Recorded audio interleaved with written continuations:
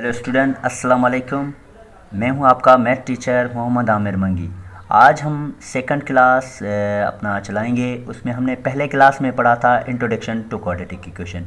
Quadratic equation का introduction मैंने आपको करवाया था।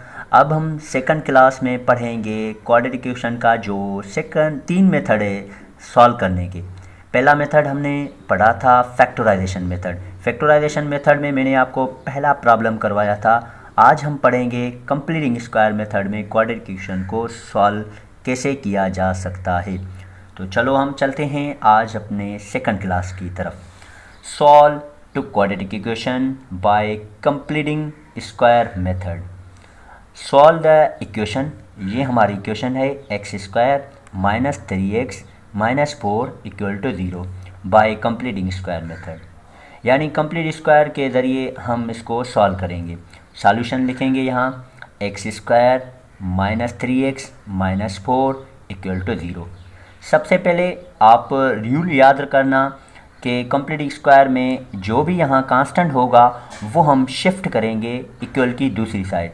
तो यहाँ हम लिखेंगे shifting constant term -4 to the right we have. यानी यहाँ जो -4 है, अब यहाँ इक्वेशन की दूसरी साइड जब जाएगा तो ये प्लस का हो जाएगा।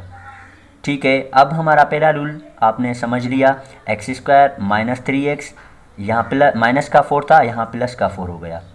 अब हम ये आप गौर से समझना ये बात।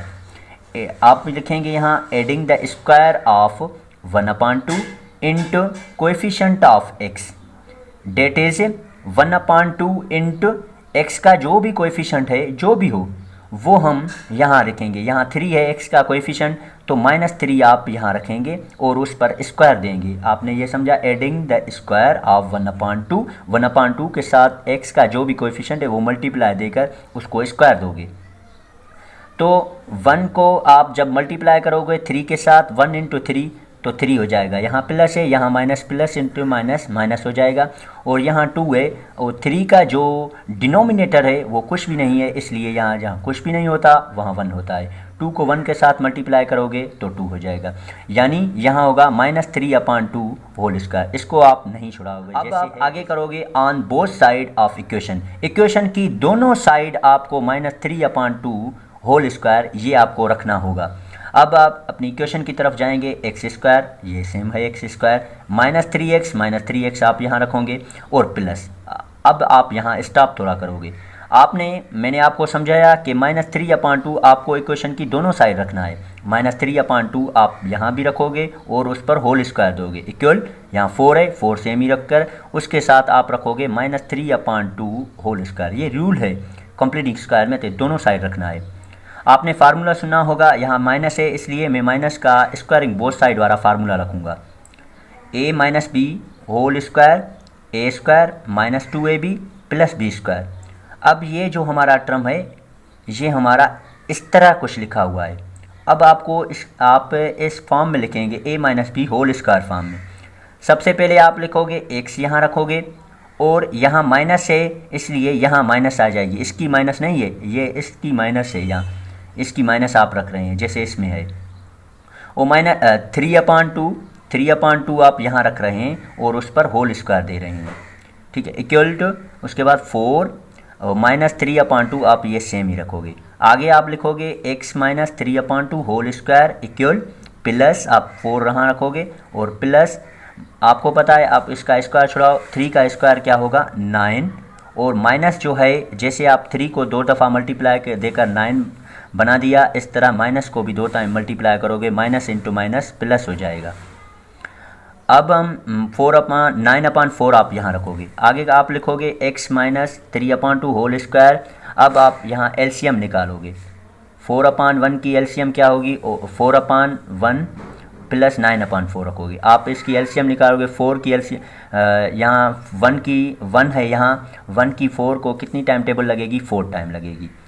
तो 4 उसका नोमिनेटर जो है वो 4 है, 4 इंटू 4 रखोगे प्लस की साइन और 4 की 4 पर 1 टाइम टेबल लगी, आप 1 लिखकर 9 के साथ मल्टीप्लाई करोगे। x -3/2 आप ये सेम ही रखोगे फिलहाल इक्वल 4 इंटू 4 16 हो जाएगा और 1 इंटू 9 9 हो जाएगा, अपॉन में 4 सेम ही आप रखोगे।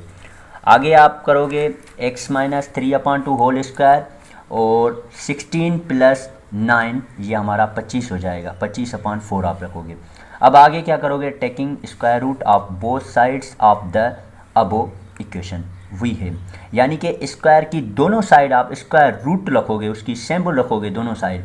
तो x माइनस 3/2 होल स्क्वायर उस पर अंडर रूट दोगे ये, और प्लस माइनस आप यहाँ दोगे, प्लस माइनस लिखकर उसके बाद 25/4 पर भी अंडर रूट की साइन लगाओगे। और अब यहाँ 2 जो है वो 2 और अंडर रूट आपस में ख़त्म हो गया, और x माइनस 3/2 आप यहाँ रखोगे is equal two plus minus, और 25 का स्क्वायर रूट होगा 5 और 4 का स्क्वायर रूट होगा 2। अब आप क्या करोगे, x से इज इक्वल टू ये हमारा माइनस का 3/2 है, ये हमारा मूव इस तरफ होगा, इक्वल की दूसरी साइड मूव करेंगे तो 3/2 प्लस माइनस 5/2 रखेंगे। तो इधर लिखेंगे x square, x is equal to 3/2 plus 5/2, यहाँ दो साइन है, प्लस भी है माइनस भी है, तो हम एक तरफ प्लस वाला लिखेंगे, दूसरी तरफ माइनस वाला लिखेंगे। 3/2 प्लस 5/2, अब यहाँ लिखेंगे x is equal to 3/2 minus 5/2। अब 2 और 2 की एलसीएम सेम ही है, अगर नीचे वाला सेम है तो ऊपर वाले सेम ही रखेंगे, 2 रखेंगे, 5 प्लस 3 यहाँ हमारा 8 हो जाएगा, तो 8/2 होगा।